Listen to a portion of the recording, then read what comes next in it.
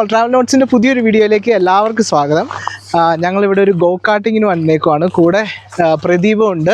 Actually ഇത് go കാർട്ടിങ്ങിന് വരാനായിട്ട് വന്നതല്ല. പ്രദീപ് വീട്ടിൽ വന്നപ്പം പ്രദീപിൻ്റെ ബൈക്കുമായിട്ട് ഒരു റൈഡിന് വേണ്ടി വെളിയിലോട്ട് ഇറങ്ങിയപ്പോൾ വീടിൻ്റെ അടുത്ത് തന്നെയാണ്, ഇത് ഗഡ്കേസർ സൈഡാണ്.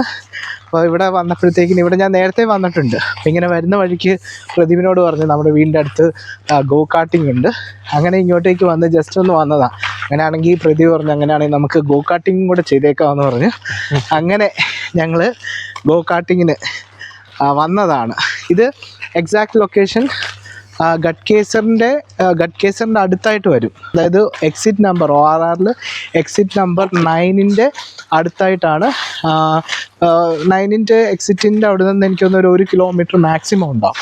അപ്പോൾ ആ ഒരു ഡിസ്റ്റൻസിലാണ് ഈ ഒരു ഗോ കാർട്ടിംഗ് ഉള്ളത്. അപ്പോൾ ഞങ്ങളിവിടെ വന്നൊന്ന് ജസ്റ്റ് ഒന്ന് ഗോ കാർട്ടിംഗ് ചെയ്തേക്കാമെന്ന് വിചാരിക്കുന്നു. ഇതിനാവേ എന്താ 5 ലാപ്സ് 500. ഓക്കെ, ഇവിടെ 5 ലാപ്സിന് 500 റുപ്പീസ്, 7 ലാപ്സിന് 600, 10 ലാപ്സ് 700. എന്താ മീറ്റർ ఉన్నాయి మొత్తం 650 మీటర్.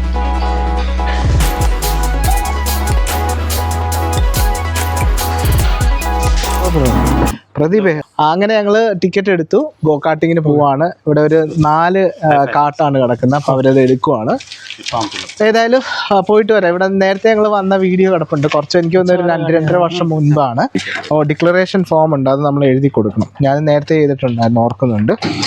അങ്ങനെയാണ്. പിന്നെ സേഫ്റ്റി മെഷേഴ്സും കാര്യങ്ങളൊക്കെ എടുക്കണം. ഇവിടെ കോട്ടുണ്ട്, അതുപോലെ തന്നെ ഹെൽമെറ്റ്സ് ഇവർ പ്രൊവൈഡ് ചെയ്യും. നമ്മുടെ ഹെൽമെറ്റ്സ് ഉണ്ടെങ്കിൽ അത് നമുക്ക് യൂസ് ചെയ്യാൻ പറ്റും. ഇതെല്ലാം ഇവിടെ വെച്ചിട്ടുണ്ട്. പ്രത്യേകിച്ച് ലേഡീസിന് മുടി ഈ ഒരു ടയറിൽ പോയി അങ്ങനെയൊക്കെ ഉള്ള പ്രശ്നങ്ങളുണ്ട്, അതുകൊണ്ടാണ് കോട്ടും ഹെൽമെറ്റും ഒക്കെ ഇടുന്നത്. അപ്പം അങ്ങനെയാണ്, അതുകൊണ്ട് ആ സേഫ്റ്റി മെഷേഴ്സും കാര്യങ്ങളൊക്കെ നമ്മൾ നോക്കണം. അതുകൊണ്ടാണ് ഡിക്ലറേഷനും നമ്മൾ എഴുതണം. അതാണ്. എൻ്റെ എഴുതിയോ?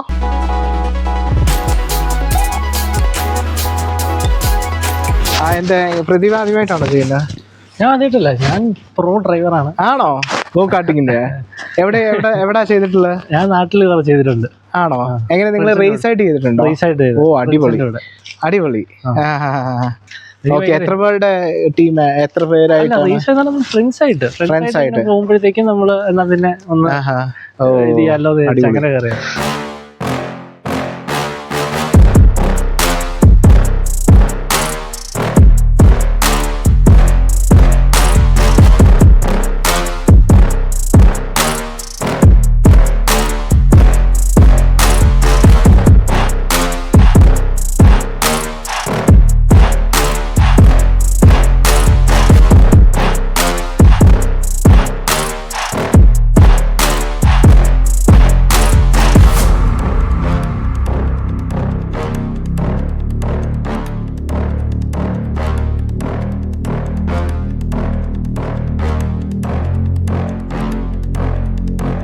ഇൻസ്ട്രക്ഷൻ പറഞ്ഞു, റൈറ്റ് സൈഡിൽ ആക്സിലറേറ്റർ, ലെഫ്റ്റ് സൈഡിൽ ബ്രേക്ക് ആണ്. അവർ സ്റ്റാർട്ട് ചെയ്ത് പോകാനായിട്ട് തുടങ്ങുകയാണ്.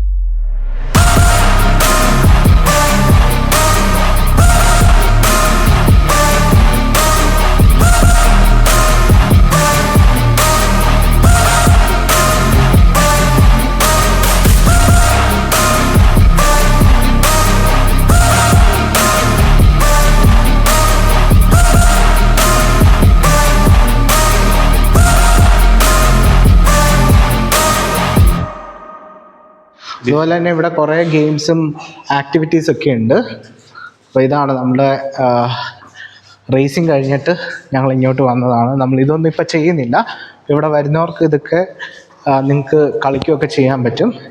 ഇവിടെ ഫുട്ബോൾ ഉണ്ട്, അതുപോലെ തന്നെ ടേബിൾ ടെന്നീസ് ഉണ്ട്, അതുപോലെ തന്നെ പൂൾ ടേബിൾ ഇവിടെ ഉണ്ട്.